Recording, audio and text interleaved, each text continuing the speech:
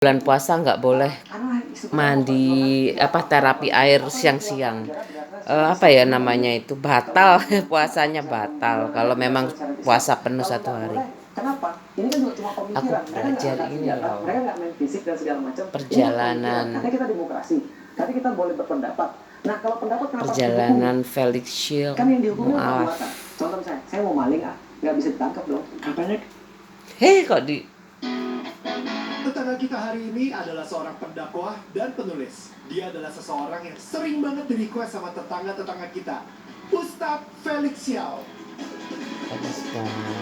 Di sini Ustadz Felix akan bercerita tentang perjalanan spiritualnya sampai akhirnya menemukan Daniel Islam dan bagaimana dia Mananta, bisa memaafkan Ustadz orang Aja. yang tidak bisa dimaafkan di hidupnya. Gue mengharapkan kalian bisa nonton ini sampai habis dengan pikiran terbuka. Karena ini adalah salah satu obrolan yang powerful sekali di Daniel Tetangga Kamu. Inilah kisah tetangga kita.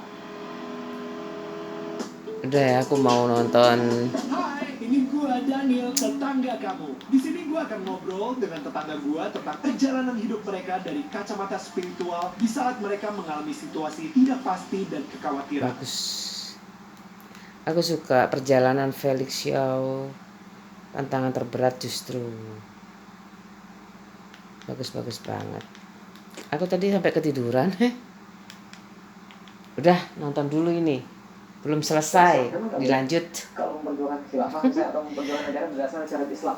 Kalau nggak boleh, kenapa? Ini kan juga cuma pemikiran. Mereka nggak angkat senjata, mereka nggak main fisik dan segala macam. Ini kan pemikiran. Katanya kita demokrasi, tapi kita boleh berpendapat.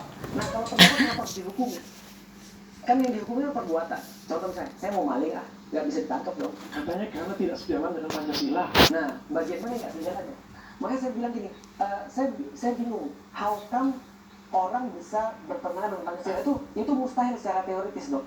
Karena Pancasila adalah ide universal. Bahkan PKI pun tidak bisa bertentangan dengan Pancasila. Kok bisa begitu? Karena PKI ketika masih ada, DNID itu pernah menulis membela Pancasila.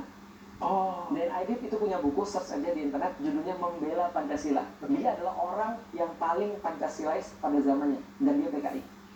Dan PKI punya cara untuk menginterpretasi Pancasila juga. Keadilan sosial bagi mereka adalah social justice versi komunis. Gitu kan, ketuhanan yang Maha Esa, mereka punya versi sendiri. Nah orang-orang Islam juga punya versi sendiri. Itu sama kayak orang Palembang lah, ketika pergi keluar terus bilang, jangan lupa makan cuko. Itu gimana cara bantahnya? Makan cuko tidak sesuai dengan Islam, nggak bisa. Itu cuma nasihat seorang bapak pada anaknya. Pancasila sesederhana itu, nggak mungkin orang bisa menentang Pancasila. Sulit gak jadi lu sih? Udah mata sipit, muslim,